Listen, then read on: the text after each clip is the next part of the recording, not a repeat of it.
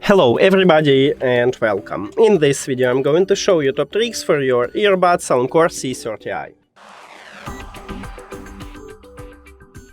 And the first one, you can improve your listening experience by changing Equalizer browser. You need to open the application, and right here we have sound effects. So right here we have 3 presets, and the first one is custom one. And right here we have a normal one from the SOUNDCORE. Also we have bass boost here, 3D surround sound, also it's a good preset, and the custom one. And in a custom one you can make something good for you. You can create more than one custom preset.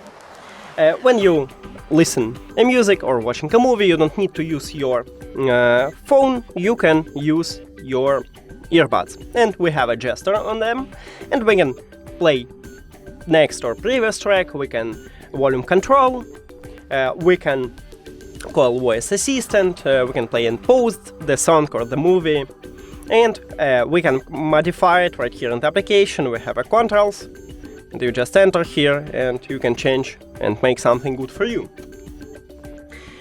Also, the third one is these earbuds have dual connection, and you can connect 2 devices to your earbuds simultaneously and use it.